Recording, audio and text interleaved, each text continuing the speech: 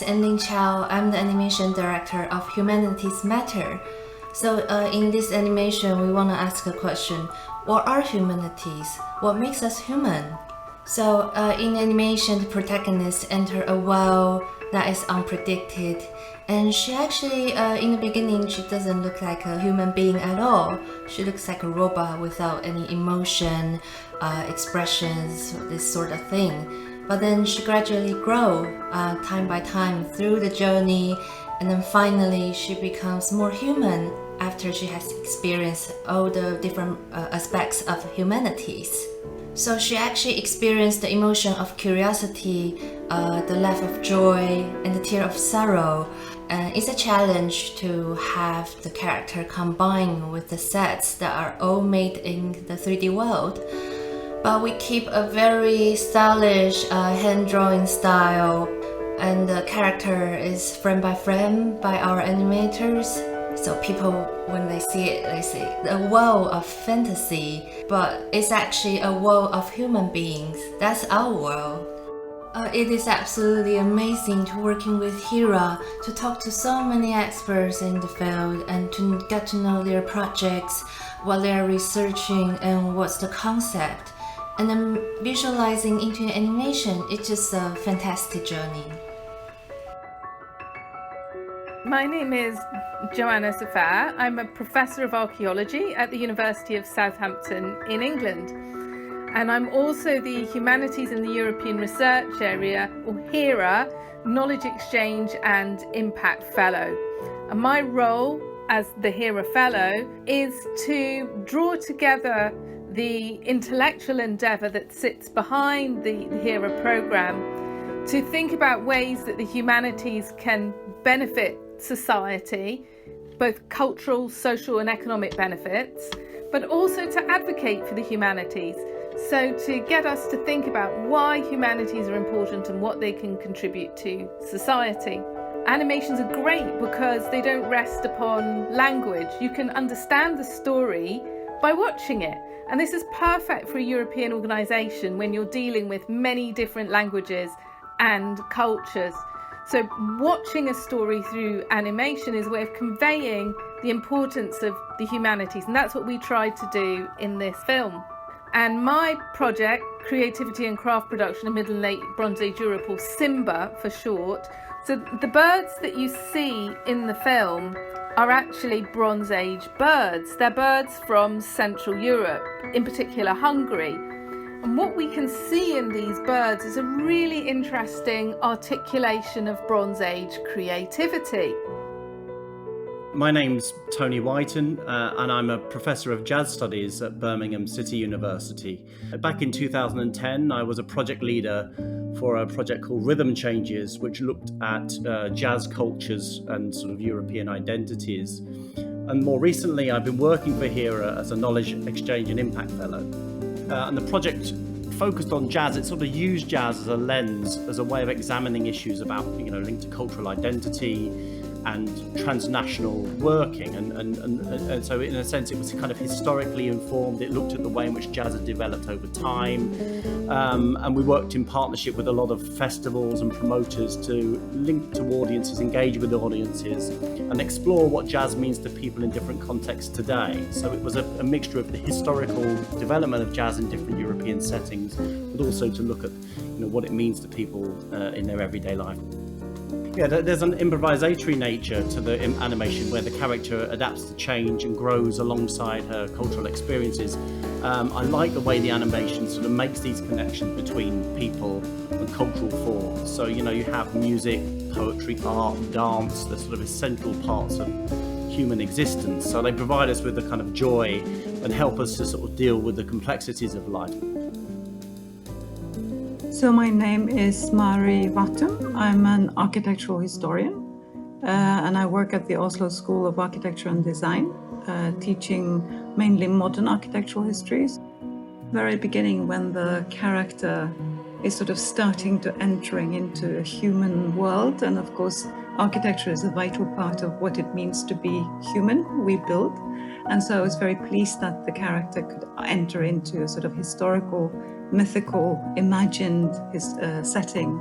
So I was leading a project called Printing the Past, Architecture, Print Culture and Uses of the Past in Modern Europe. You know, architecture is very closely related to ideas about the past. If you think about ancient Egypt or Greece, for example, you know, chances are you will think about buildings, you will think about pyramids and temples. And architecture has often served as a sort of shorthand for the past to categorize epochs and eras and cultures, but also to imagine historical development. Priarch studied the way in which architecture has been used to understand the past, classify and categorize the past, but even more importantly to, in a way, construct the past.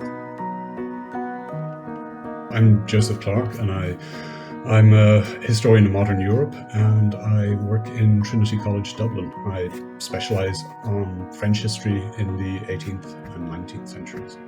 The scene where the young girl comes into a battle zone and encounters war and conflict, that reflects our project, because what we were looking at in our project was the experience of conflict and the type of encounters that arise out of that, encounters between soldiers and civilians and between, very often it's a very gendered encounter, so between men and women, and encounters with new cultures as well, how soldiers on military campaigns encountered and responded and interacted with new cultural environments and new societies when in the course of war.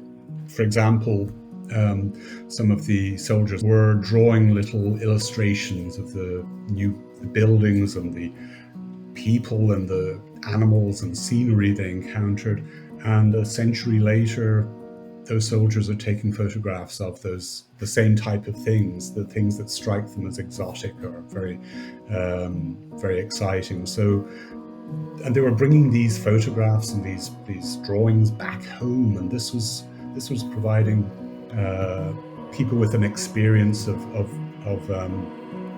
cultural difference, really, and that's what we wanted to investigate. So a huge variety of artifacts and illustrations. Yeah. Hello, my name is David McGillivray and I'm a professor in event and digital cultures at University of the West of Scotland. In Scotland, I'm a researcher interested in two main areas of activity. So first, the relationship between festivals and events and their social and cultural outcomes. These include sport, but also cultural events. And I'm also interested in the second area of activity, the affordances of digital and social media cultures.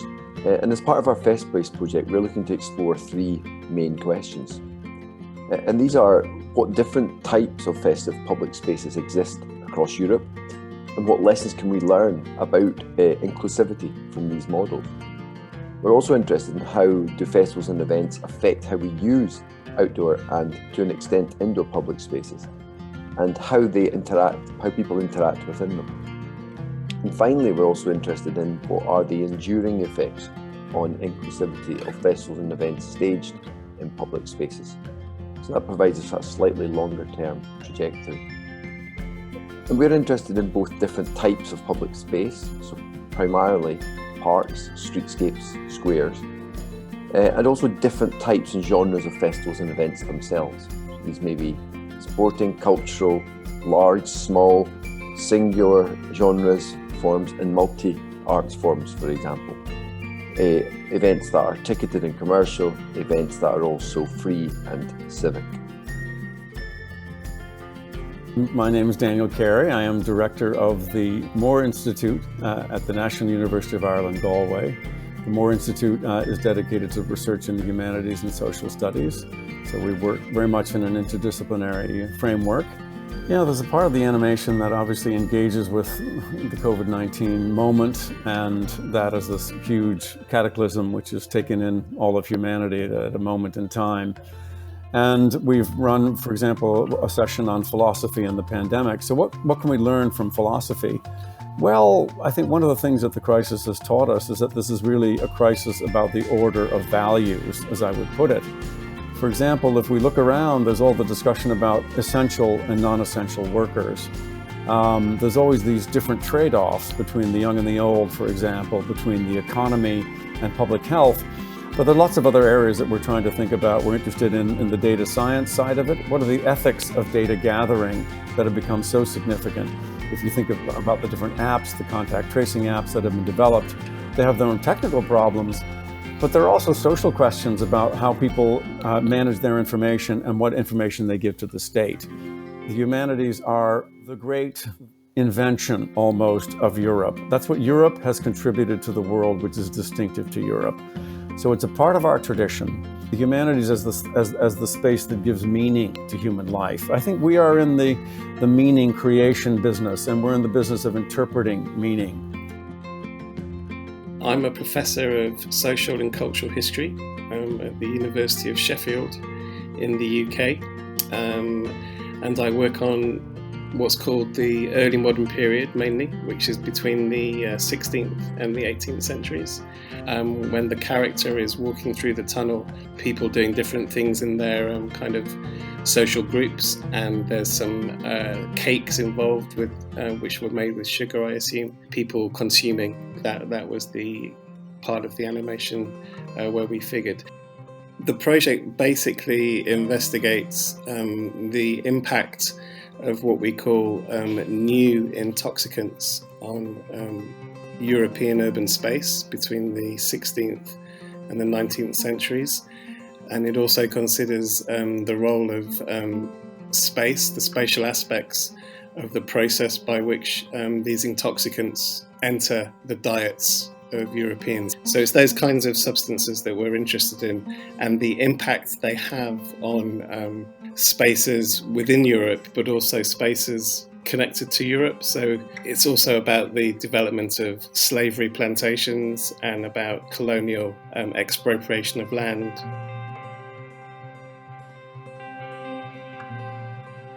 The humanities lie at the core of understanding the human condition, whether that's through literature, through art, through archaeology, history, film, language, linguistics, anthropology, a whole range of disciplines.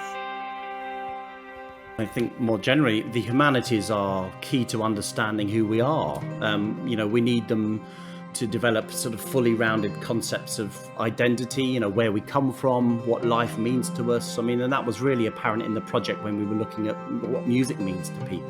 So humanities in general matter, I think, because humanities is interested in understanding values and beliefs and the origins of those values and beliefs, and the way in which those values and beliefs shape behaviour and shape motives. Understanding those aspects of human societies is really, really significant. And I think the humanities also help us to understand how people have sought to make sense of the world through perhaps artistic or cultural artefacts that we see that come around festivals and events that are organised.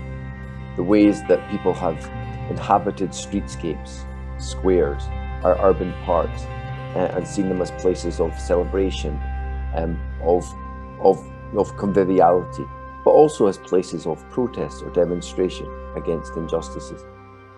The humanities can somehow contribute by offering larger narratives, by somehow making it possible to make sense of the current crisis by placing it into context. Medical historians who can talk about how previous ages and cultures have similar situations, which can put our own troubles into perspective and maybe even allow us to see patterns and to see a way out of the current crisis. So I think the idea that the humanities can offer narratives that allows us to make sense of what seems at the moment like chaos, I think that's a really fundamental function of the humanities.